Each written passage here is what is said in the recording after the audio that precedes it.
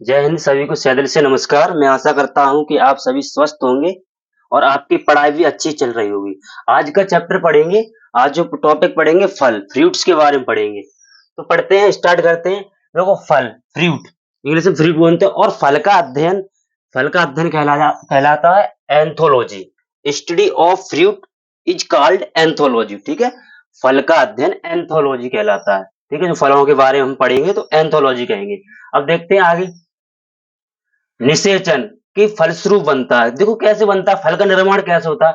निषेचन के परिणाम स्वरूप जायगोट का निर्माण होता है। पहले निषेचन निषेचन क्या होता है, आप यहाँ समझ सकते हो। दो जीव मिलते हैं आपस में, मेल और फीमेल, तब निषेचन होता है। निषेचन वाली वीडियो हम निषेचन पढ़ा देंगे आपको बढ़िया करके। पहले आप केवल इतना ही समझेंगे, निषेचन के फलस्वरूप क्या बनता है, जायगोट का निर्माण होता है। पहले निषेचन में एक छोटा सा पार्ट बनता है, उस जायगोट कहते हैं। और जायगोट के बाद फिर जायगोट जब बड़ा हो जाता है तो उसको कहते हैं ब्रूड एम्ब्रियो का विकास होता है। पहले हुआ निषेचन, निषेचन के बाद जायगोट बड़ा, और जायगोट से आगे प्रोसेस चली, उसके बाद बना भ्रूण। अब भ्रूण के बाद क्या बनता है, इसमें एक बीजांड ओव्यूल बनता है। और बीजांड से ही बीज का निर्माण होता है, ओव्यूल से सीड बनता है, बीजांड से बीज का निर्माण होता है।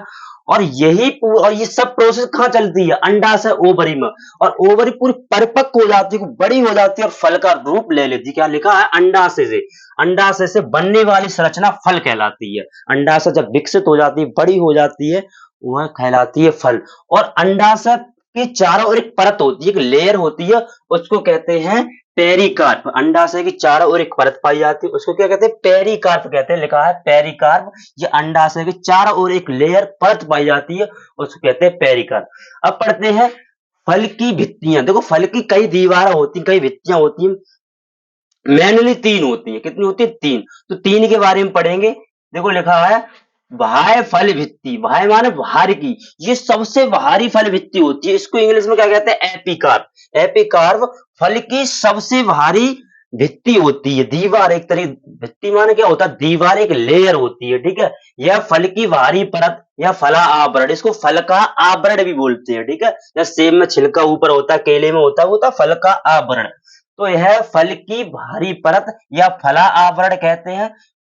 और कुछ कुछ में छील कर निकाल देते हैं। किस में निकाल देते हैं, जैसे कि आम का, आम के ऊपर बुकली वो लेयर होती है, उसको कहते हैं एपिकार्प, उसको निकाल देते हैं। और कुछ फलों में खाई जाती है, जैसे सेब में खा लेते हैं लोग, जैसे किस में खा लेते हैं, शहतूत से उसको पूरा खा जाते हैं एकदम। तो लिखा है कुछ फल में छील कर निकाल देते हैं, जैसे कि आम में ऊपर की बुकली निकाल के फेंक देते हैं। ठीक है, दूसरा है मध्य फल भित्ति, इसको कहते हैं मीसोकार्प। इसको मीसोकार्प बोलते हैं। मीसो माने मध्य की। ठीक है, मध्य के। यह फल का बीच का भाग होता है, बिल्कुल बीच का, और यही खाने योग्य भाग होता है। लिखा है यह ज्यादातर खाने योग्य भाग होता है। जैसे कि आम में मासल पल्पी गुदा होता है, आम में पल्पी मासल भाग होता है, वो खाया जाता है। सेब में भी खाया जाता है, सेब में थोड़ा कठोर होता है, मांस में कैसा, सेब में, आम में कैसे होता है, पल्पी होता है, मासल होता है। ठीक है, आगे अगला पढ़ते हैं अंतः फल वित्ती। यह जो अंतः फल वित्ती होती है, यह फल की सबसे लास्ट वित्ती होती है, इसलिए इसको इंग्लिश में क्या कहते हैं, एंडोकार्प। ठीक है, अंतः फल वित्ती, यह फल का भीतरी या अंतिम भाग होता है। ठीक है, अंतिम भाग होता है। देखो लिखा है कुछ फलों में एपिकार्प, मीसोकार्प, एंडोकार्प तीनों ही खाए जाते हैं। चाहे एपिकार्प हो, चाहे मीसोकार्प हो, चाहे एंडोकार्प, तीनों ही वित्तियां खाई जाती हैं। जैसे कि शहतूत हो गया, जामुन हो गया, तीनों खा लेते हैं एकदम एक तरीके। लेकिन उसमें से जो अंदर का पार्ट होता है गुठली निकाल देते हैं। जैसे शहतूत से सब खा लेते हैं, कुछ निकालते नहीं है। तो एपिकार्प, मीसोकार्प, एंडोकार्प कुछ फल होते हैं जिनमें हम तीनों झिल्लियां खा लेती हैं। तो ये फल की तीन वित्तियां थी, आप अच्छे करके समझ गए।